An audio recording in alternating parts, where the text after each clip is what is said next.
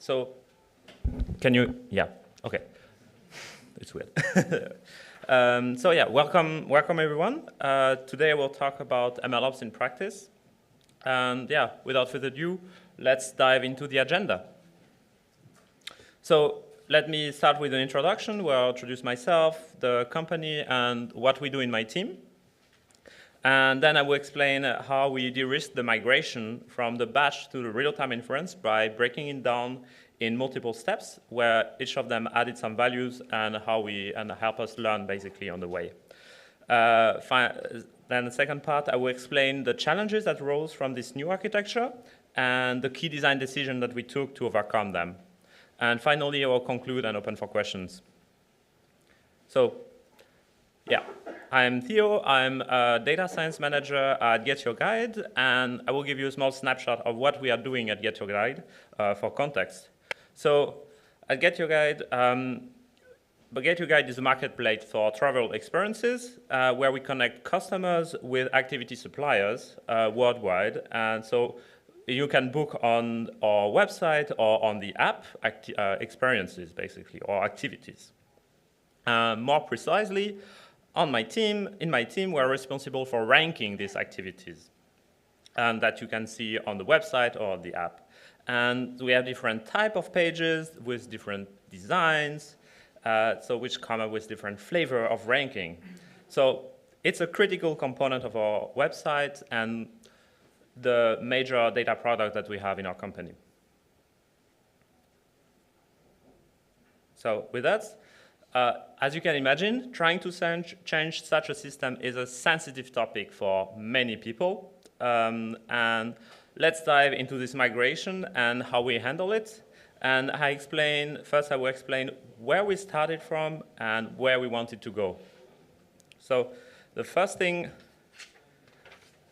at the start, around 2 years ago, my team was responsible for the scoring of every activities in our inventory by doing some kind of daily batch job. And then we just pushed this score, and another team was responsible for ranking the activity using the score that we provided. So it's a pretty simple to maintain, and we have a simple interface with the rest of the company. But every time you want to do any kind of testing for a new scoring logic, then we relied on another team. And it was very hard or nearly impossible to do any kind of segmentation, personalization with this approach. So where we wanted to go was having our own service that was responsible for the ranking of the activity in real time. Then the nice thing with that is that we control the language logic, so we can use it for any kind of scoring, or we can have a formula, or even better, a model. But that's a new service that needs to be maintained by us. So what our vision basically was to have this an ML model doing live inference inside this ranking service. But that's not what we started to build, actually. We wanted to de-risk this migration by breaking it down into multiple steps. And I will go through the steps now with you. So the first thing that we did is to migrate the ranking to the service. So basically what we just did is just having the service that was doing this lookup to the score and then ordering based on this score. Then with that, we were able to prove the feasibility of having such service, and we could increase the speed of launching a new experiment as we were not relying on another team. And also it helped the team to learn the technical challenges of operating such a service. Then on the second step, we started segmenting our ranking depending on some user signal, like for example, the platform they're using or the language.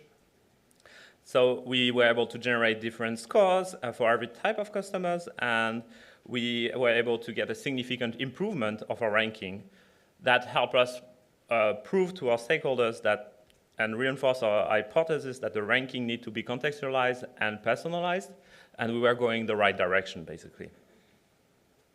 Then what we did, next step was to train a model now to inside to rank the activities inside the model. So we will use actually the segment scores that we generated in the previous step, and now we could train our model to optimally combine these segments based on some past data. Here, the nice thing is we were able to stabilize the model in production with this new framework of having a model, a ranker more specifically. And also, we learned a lot about how to operate this machine learning model in a real-time fashion, and also how to generate the data to train it.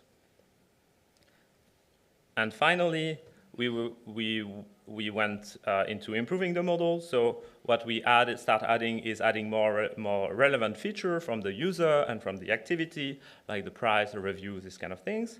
And we fine-tune the model. And here we also were able to prove a significantly improvement in our ranking through A/B test. And also we helped us to learn how we can improve our offline evaluation, basically to select which model we want to test in production for further iteration. Okay, so that's how we had this step-by-step. But as you can imagine, operating such a service has its own sets of challenges. And what I want to go into in this second part is the key design decision that we made to overcome them. Okay. So first thing, let's go into the requirements that we have. So first, the apps and the website need the ranking to be able to show the relevant activities. So that means that we have a service that needs to be available 24/7, basically. Then second thing is no one likes slow website. So that means that for us, we had pretty strict latency constraint under 100 milliseconds to do the prediction. And finally, there was a constant stream of change coming from our MLOps engineer and also a data scientist, and that's we want to make it work so that people like these two type of experts in our team was able to make change in parallel without blocking each other and having every time requesting a review from the other side for every little change that we're doing. So yeah, in practice, I think that sounds a pretty nice thing, a pretty nice recipe for incidents or big problems. You have a complex service with strict operational constraints and where you want to change constantly by different type of people that have different area of expertise. But actually, we manage to keep our system up and without any incidents, we're able to launch experiment in days compared to months as we had with the previous setup where we were relying on other teams. And so for that, I put three pillars that I think help us the most to be able to achieve that. The first one is to have an explicit ownership among the experts that we have in our team. Second one, we use extensively our end-to-end test, and where we use real data instead of dummy data in particular. And finally, we automated all the workflow to test, train, deploy as part of a CI. And now let's dive into each of them. Okay, the first one, we used MLflow to be able to clarify the interface between our data scientists and the MLOps engineers. And for the one that do not know, MLflow is an open source library that is able help manage the model lifecycle end to end. And with MLflow, basically for us, what it helped was to clarify this interface, and then the data scientists can focus on generating the feature and the data that are needed, then define the pre and post processing as part of a scikit-learn pipeline, so that everything is packaged together in one big model on the MLflow sense, and finally train and store the model in MLflow. And then we have the MLOps engineer that are responsible for loading this model from the storage, so from MLflow storage, then provide the feature for the inference, and ensure the servers stay healthy during all the time, basically. Great. That's the first pillar. The second one is about validating our machine learning pipeline. And what we struggle for quite some time about that. And what we come up to is the ML pipeline is mainly about the interaction between our code and the data. And also the ML data set are very unstable because you are constantly adding new data sources or new features as you evolve. And so every few weeks, basically, you are changing something in there. And finally, if you are using any kind of dummy data, we try to stop using them because it's cumbersome to create this dummy data. It's also hard to maintain these hard-coded values, or it's this kind of data set generation to have this dummy data set. And finally, there is a risk that it drifts from true production data. It happens that you expect to have a timestamp and actually you get the datetime, or this kind of thing that suddenly the data that you will have in production is different. So your test looks fine, but actually when you go to production, boom, it breaks suddenly. So we came to the conclusion that we needed to use production data for testing. But we needed to be able to sample it to be able to run it in a reasonable amount of time. Okay. And so for that, we needed some more tooling, and we developed an open source data flow. So it's a tool that helps us to sample and run end-to-end tests as part of our CI. Yeah, you can check it out on PyPI. And here on this diagram, I will have briefly explain kind of the philosophy behind the library. So basically, with this library, you can specify the data sources that you want to sample in some config, and then you can use ddataflow object to read the data. And when you run your code, basically, you have some settings that specify which data you want to use. So if ddataflow is enabled, then the code will run fast. Wait, maybe, sorry. Let me add. So is enabled, and the code will run fast because you will use the data source that are sampled. But if it's disabled, which it is by default, then you will run the full data sources basically, and your model will run on everything. And finally, you can also use this data flow to download the data so that you are also able to develop locally on a small subset of real data. The thing is, running this code on this sample data make them, like if you run any test, then it makes them deterministic. You cannot expect 1.43 or on your output of your model or something like that. So here we also needed to tweak a bit our approach around our assertion for testing.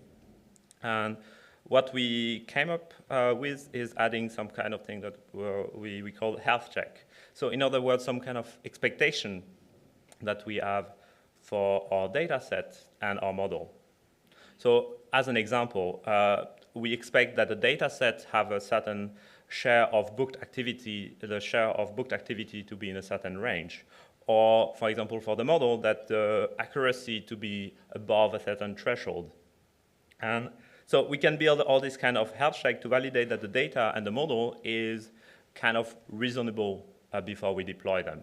The thing that we wanted to avoid is that we forgot a minus somewhere, and basically we rank them on the other things, and we put the worst activity on top. That was kind of the big fear that we had.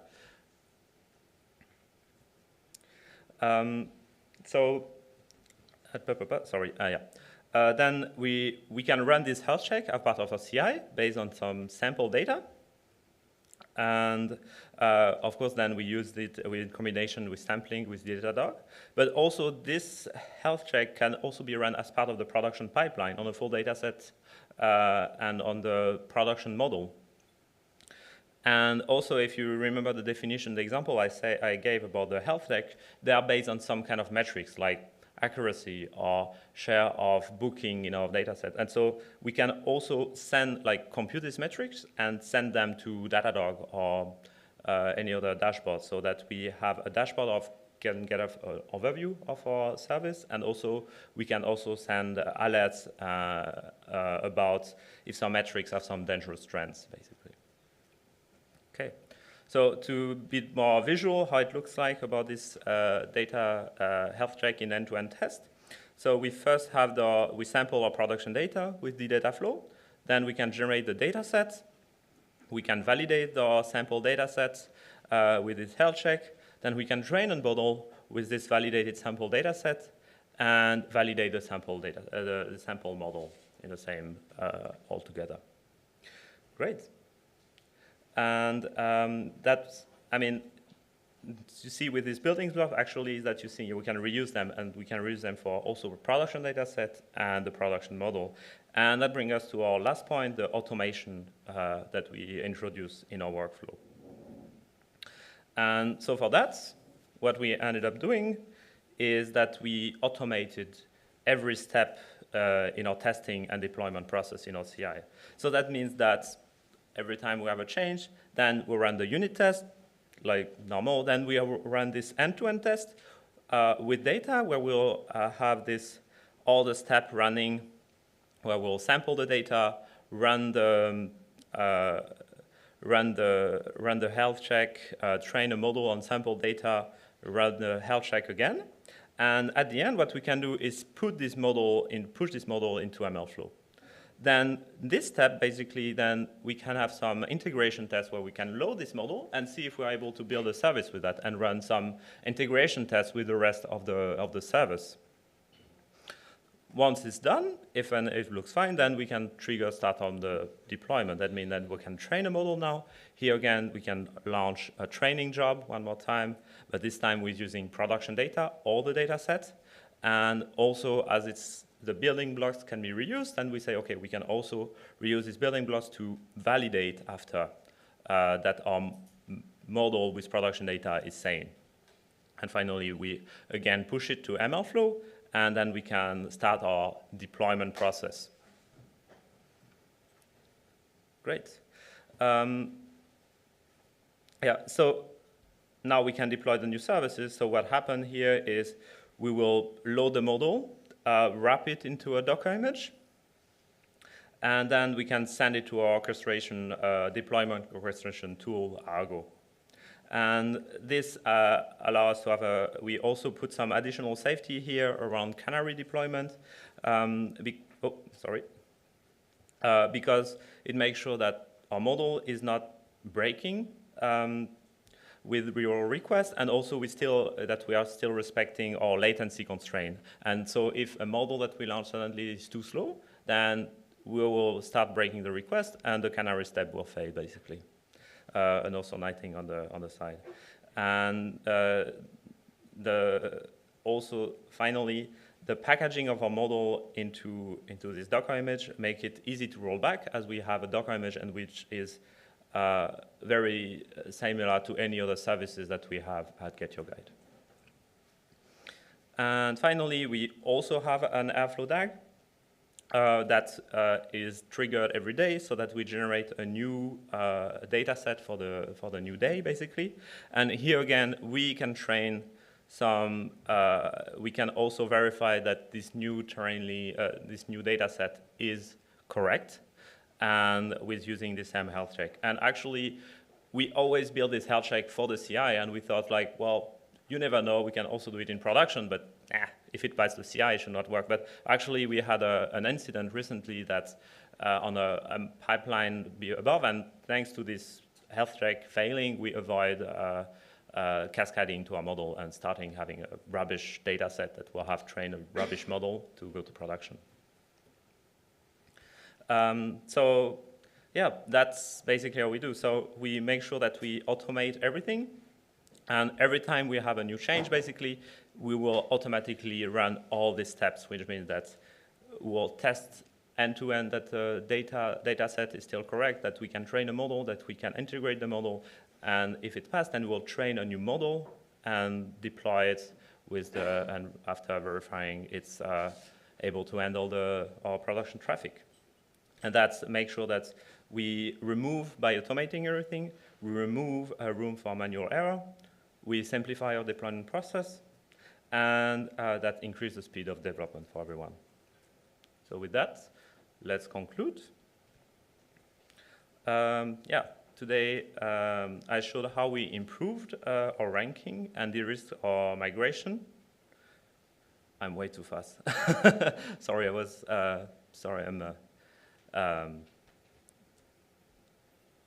will try to slow down. Too late. I show how we improve our ranking and de-risk the migration by moving step by step. So I explained that the three design decisions that we take that help us go to the state that we are. So we have a clear ownership with the MLflow as the interface between our data scientist and our MLOps engineer. We use production data for testing and with health check. And finally, we automated our full deployment with the CI, including some data set generation and the model serving. And yeah, of course, our journey was actually full of surprise. We struggled for multiple iterations, for example, to improve the ranking by segmentation. And the learning curve also for our ranker model was not as smooth as expected. And I think also we could have made the integration, some integration tests earlier in the process as we ended up. But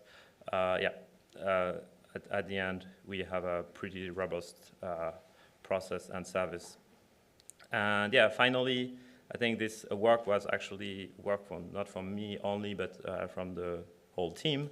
And it's for many months and even more than 1 year. Special thanks to some people, especially Jean, Xingting, Olivia, Max, and Mihail. That's also helped me on this. That's it. Thank you.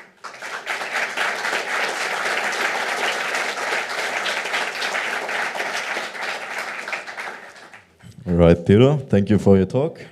You were very fast, but that gives us, fortunately, time for some interesting questions. First one, how are you sampling the data? Are there additional steps to check that your data is representative? Yes. So we also struggle a list. We came up with the best idea was actually you are responsible to define as part of your data source how you want to sample the data. And so for us, what made the most of sense was actually to look at some specific key that we use. So most of the join that we're doing are made on some visitor ID, which represent for every browser. Basically, you have a kind of visitor ID assigned to in your cookie, and that's what we use along the chain to create the data set. And so for us, what made sense is to actually join on, have some kind of pattern on this visitor ID to say, oh, you have to start with AAA on this unique key to be able to be in this sample data set. So that may allow us to sample, and we expect this to be a representative sample. What we wanted to avoid is we say, oh, we just sample the first 10,000, but then when we start joining the data set together, then of course it's unlikely that a sample data set from this and this will, when I join them, and if we just take a random sample, it's unlikely that we'll be able to join them together if they are just randomly sampled. So that's the main thing that we had to take care of. Yeah, that makes sense, definitely. Next question is, how did you ensure data privacy when using real data for model testing? Still, everything is in our cloud, actually. So except when we load the data, but that's also on some personal laptop, basically. Sorry, not personal laptop, but the laptop of the company. First, we have no sensitive information in our model as a ranking. We are not able to extract things. But sorry, that's a digression. But to answer the question is, it's part of the CI. So if you have your model there, we just automated this process of doing this sampling. But if you have access to data, and if you don't have access, then you have access to nothing. Or if you have access to everything, then you also have access to a sample subset of it that you can also train to create a sampled model, basically. Does it make sense? Or audience? Does it make sense? Okay, thank you. Okay, good. Next questions. First of all, I have one here that says, could you show what the data scientist and ML engineer responsibilities, could you show that on the diagram of workflow automation? I think there was a slide. This one, I suspect. Or so is it from the audience? Whoever wanted to see can look at it now while we are continuing with the other questions. I will share the slides also in the channel afterwards so you can see them. But was it a question about who is responsible for which step, basically? Also, or? Yes, I guess that was the question. Okay. Yeah. So basically, then the unit test is a shared responsibility depending on the area of the code that it is. Then these end-to-end tests are definitely on the data science to define what are the data and unit tests that you want to do for the data set generation and the model training. That's part of the data scientist. Then pushing to MLflow, then loading this model and doing this integration test is on the it's on the MLOps engineer.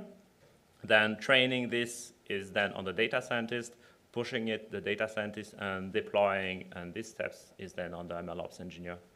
And yeah, building this data set is also part of the data scientist. All right, very nice. Next questions. What made you switch from Bento ML, sorry? You apparently presented it at a conference last year to Seldom Core. Guess you have a fan here. Wow. I removed it for the sake of brevity because I didn't think it was important for this talk, but we're still using Bento ML, and it's part of our deployment. Actually, when we load the model, we load the MLflow model, and the wrapper that we use to create from a model, transform a model to a web service is Bento ML. I didn't want to, that was not a key part of this talk, so that's why I removed it, and I'm sorry if I offended some people. All right, next one. Do you have development or production accounts in your cloud environment for proper testing and development? If so, how do you move the data and models around? Yes, at this time, like we have Databricks, so where we have a lot of access. So basically, we are able to move the data around. But we mainly, I think the thing is, if we're not familiar with Databricks, basically they provide a kind of UI that help you, that's a data platform service that help you with having a nice way to have analysis and do machine learning also. And then that's what we can use to easily create a cluster and be able to start moving the data around and things like that. So I think I answered more of the question is, so we don't have directly access to AWS to be able to spin up EC2 instance or things like that, but actually through Databricks, we can create cluster and be able to move things around. Oh. All right, makes sense. Next questions. With respect to the explicit ownership, we have problems to find people for the MLOps part. Is there a typical background where your MLOps engineers come from?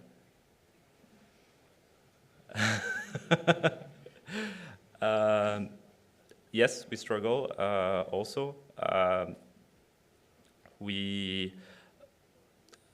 No, I don't have like a magic answer. I think if I had a magic answer, I will keep it for myself, to be honest. But I can already tell you, like, it's hard to find people with the right skill on this MLOps engineer side. Yeah.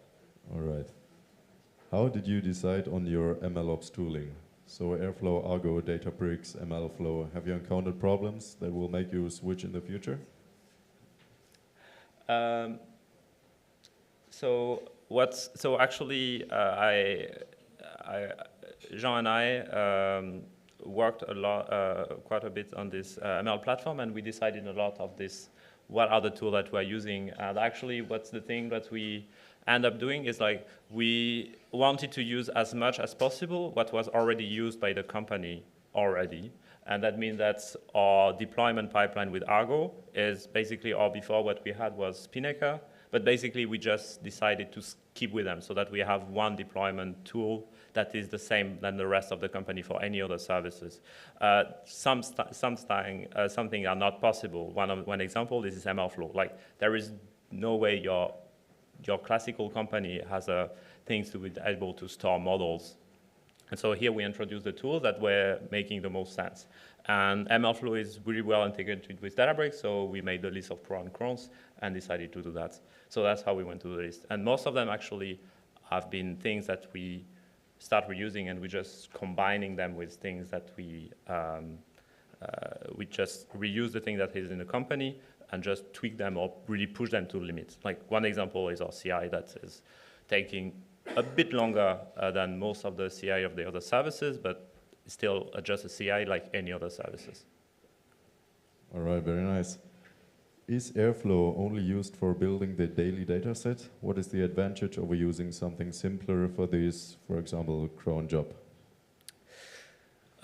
Yes, please use Airflow because cron job really get messy, and it will be already very messy for us to use something as an Airflow, because to be able to have our daily data ready, we also rely on some previous pipeline that are scheduled on Airflow to be able to clean the data of the previous day and put them into the right format. And only when it's done, then we can trigger our data set training. So here again, we didn't want to reinvent the wheel. We already use Airflow, which was used by everything on our core data engineering.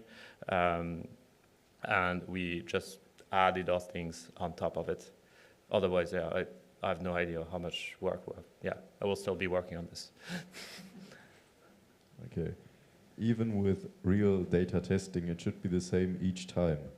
Does the data drift problem still applies, if so or not? So I think I have two things. First thing is if you use real data, it should still be the same.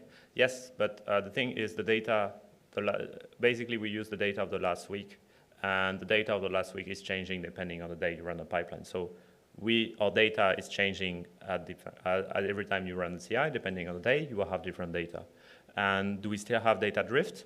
Yes, we are looking into that. So we recently introduced a new tool to look into ML monitoring and this data drift in particular. But the best thing you can do, and we know we do it by default, is actually you retrain your model regularly, which is for us every day. And that makes sure this data drift cannot go too fast. But we are also looking into some ML monitoring tool. But yeah, it's more handled by Mihai at this time. Okay. How do you sample data from different sources which have to be joined later? Yeah, I think I already answered. It's, for us, the thing that's they are joined on the visitor ID. And so we have some specific condition on this visitor ID, which is just like some alphanumerical string, and we say, we are on alpha things, then we just look at the ones that start with AAA, which make it like basically all the others we ignore, and it's just a random sample. Then we make sure that we can get them through the list of events. All right. I can't believe we made it through all the questions. This is the last one. How do your models interact with the front and back end apps? Yeah. Good question. I will need another talk to talk about that, I think. I mean, at the end, we just have an endpoint, and then we basically provide this endpoint to any services that need to rank activities. So basically, they need to send us a list of activities and send it back. But there are many steps in the process of like getting from the activity to getting the picture, the title for the right language, the price, etc. So there are many steps that happen afterwards, but yeah, I'm not the best person to explain everything around that. All right, thank you very much. Give it up for Theodore.